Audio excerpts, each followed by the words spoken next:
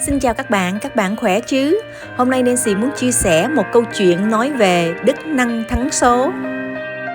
Trong cuộc sống, khi gặp những điều không may hoặc tai ương tật ách, chúng ta thường nghe những lời khuyên như đức năng thắng số hoặc tu thân tích đức thì sẽ qua khỏi.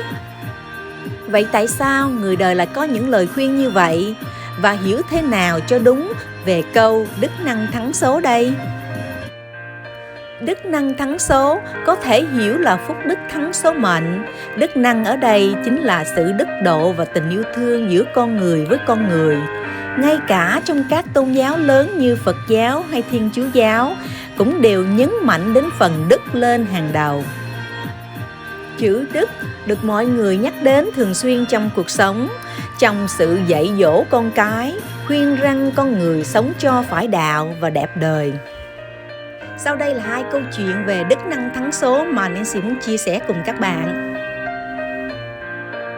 Câu chuyện số 1. Việc thiện nên làm, tránh làm điều ác. Câu chuyện đã được viết lại như sau.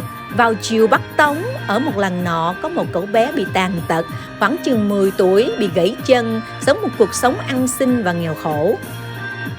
Trước làng là một con suối lớn, vì không có cầu nên dân làng muốn qua suối là phải lội, rất là bất tiện, nhất là đối với những người già và mùa nước lũ.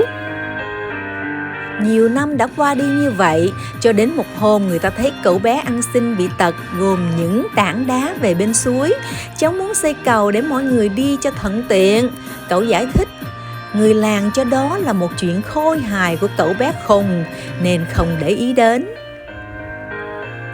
Nhưng đống đá dần dần lớn lên qua tháng năm và trở thành một cái gò, và dân làng bắt đầu hiểu ra, nhiều người cũng góp thêm sức vào, chẳng mấy chốc đã đủ đá để xây cầu.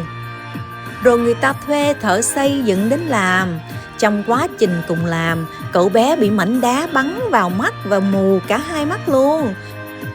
Người dân lấy làm thương cảm lắm, nhưng cậu bé mặc dù đã què lại thêm mù, vẫn không một lời can thán và cố gắng trong khả năng của mình, cùng góp sức xây cầu với dân làng. Cuối cùng, sau những tháng ngày nhọc nhằn vất vả, cây cầu đã được xây xong. Dẫu không nhìn thấy gì, nhưng trên khuôn mặt của cậu hiện lên một nụ cười rất rạng rỡ. Đột nhiên một tiếng sấm nổ vang dù trời quang mây tạnh, và người ta thấy rằng cậu bé ăn mày đáng thương đã bị sét đánh chết ngay trên chiếc cầu mới xây. Bấy giờ đúng lúc bao công đi thị sát qua làng, dân làng kéo ra kêu oan với bao công rằng tại sao trời xanh lại hại người tốt vậy. Trước câu chuyện quá thương tâm và cảm thấy quá bất công, bao thằng Thiên chẳng cầm nổi lòng mình bèn viết một câu: ninh hành ác vật hành thiện. Câu này có ý là tức thà làm điều ác còn hơn làm điều thiện. Trở về kinh thành sau chuyến công du, Bao Công cảm thấy trong lòng không thoải mái chút nào, nhất là về những gì ông đã viết trong lúc không cầm được lòng mình. Trong bản tấu trình, ông đã không tâu lên hoàng thượng về sự kiện đó. Hoàng thượng hôm ấy mời Bao Công đến chơi và dẫn Bao Công đến gặp hoàng tử mới ra đời trong lúc Bao Công đi thị sát ngoài tỉnh. Hoàng tử trông rất khôi ngô và tuấn tú, nhưng mắc một cái tật là khóc suốt ngày à. Hoàng thượng cũng muốn hỏi Bao Công xem có cách nào để chữa trị cho hoàng tử hết khóc không. Bao Công thấy hoàng tử da dẻ trắng trẻo mịn màng, và trong lòng bàn tay dường như có một hàng chữ gì đó. Ghé mắt và nhìn kỹ thì chính là cái câu ninh hành ác vật hành thiện, thà làm điều ác còn hơn làm điều thiện. Quá là bất ngờ và xấu hổ, Bao Công lấy tay để xóa, và kỳ lạ thay, ông vừa vuốt qua thì cái dòng chữ nó biến mất. Hoàng tử nín khóc tức thì luôn. Hoàng thượng rất đổi là ngạc nhiên, hỏi tại sao là như thế.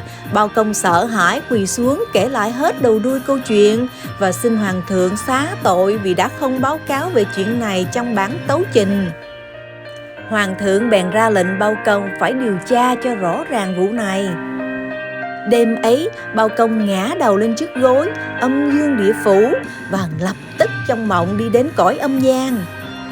Diêm Vương kể cho ông rằng hoàng tử đó vào mấy đời trước từng làm việc đại gian ác, nên thần đã an bài phải trả nghiệp ác trong 3 đời.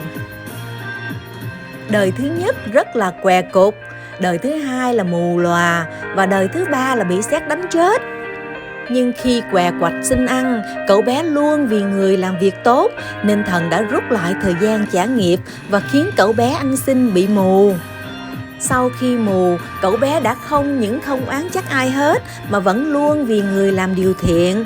Vì lý do ấy mà thần đã an bài thêm lại một lần nữa để cậu bé trả nghiệp trong một đời thôi.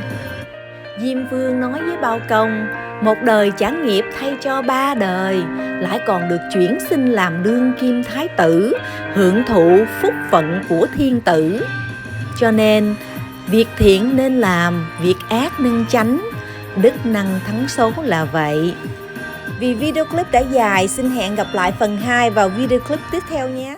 Cảm ơn các bạn đã đón xem. Nếu thấy hay thì hãy đăng ký kênh của Nancy nhé và cho Nancy một like. Xin cảm ơn nhiều và xin hẹn gặp lại. Bye bye.